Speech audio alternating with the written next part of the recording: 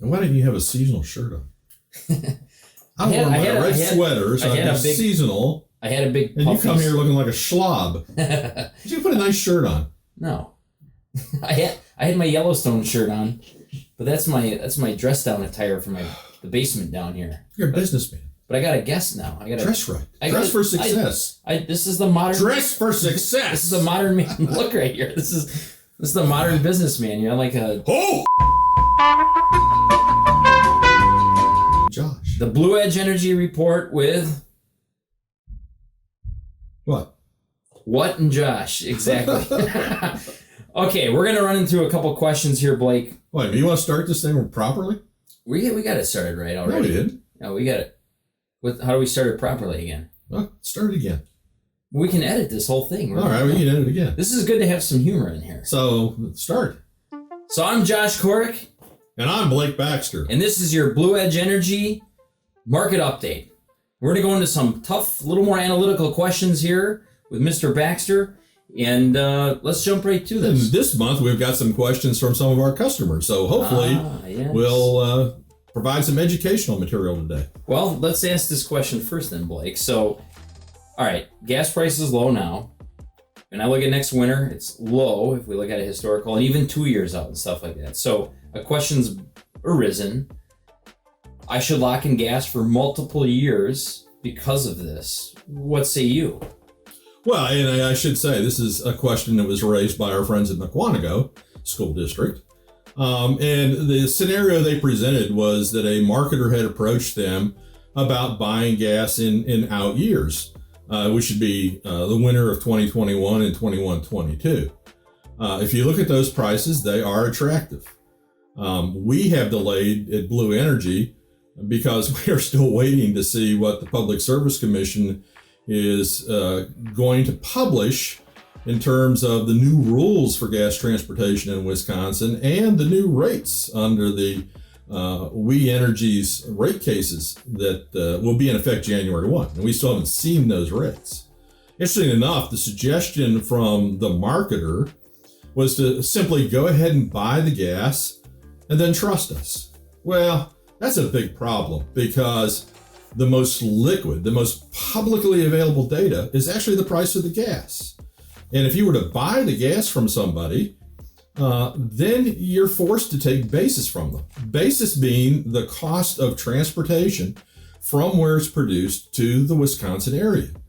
That is a piece that has to be competed in our view. And that's what our RFPs do each year. We actually go to the marketplace and seek the best price for bringing gas into Wisconsin because you can always buy the gas. The other problem with that is that this particular marketing company has a contract that leaves many terms undefined, such as what happens if I take too much gas? Well, if the term in the contract is undefined, they can charge you anything you want.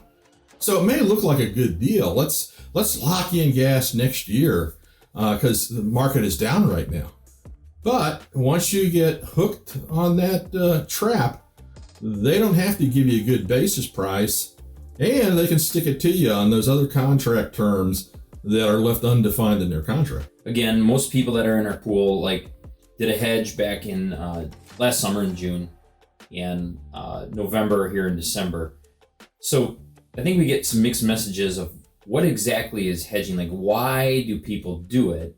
Now that may be more personal, but why do you insist on hedging? How do you view it? Well, first off, I don't insist on hedging. In fact, I advised against 100% hedging this year to leave some gas still open to the market because this year is kind of a question mark.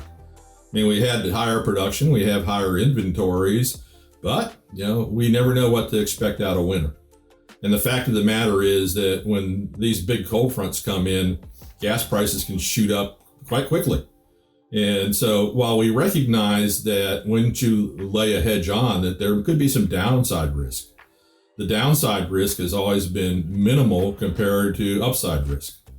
Once again, I mean, if you look at last December, one simple cold front came in and prices shot to $4.75. And that wasn't even the Chicago cash, that was the NYMEX, which is more of a national price. So when we're looking at hedging, we're looking at risk avoidance. And hopefully when we do risk avoidance and keep your budget under control, that we also generate additional savings.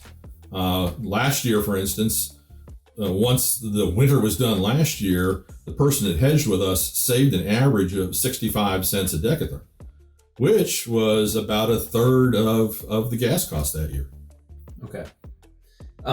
So let's shift here, something a little more on the fundamental side here, but rig counts. So a couple questions we'll put up a graph here as well. Like the rig counts have historically been lower, but then they peaked about a year ago and then they've come back down. What is a rig? Does it even matter that we track rig counts? Like, how does this, somebody's watching this, what do they care?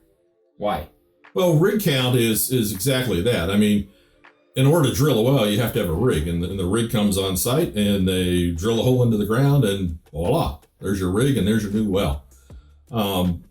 Rig counts fell out of favor for a while, and the reason they fell out of favor was we developed the shale gas technology that actually allows us to drill horizontally. And so starting in around 2008, instead of wells simply being vertical holes in the ground, they started to directionally drill and go out horizontally. Initially, they were able to go out about 1,000 feet. And as the technology improved, they've now been able to drill wells that go out 6,000 feet.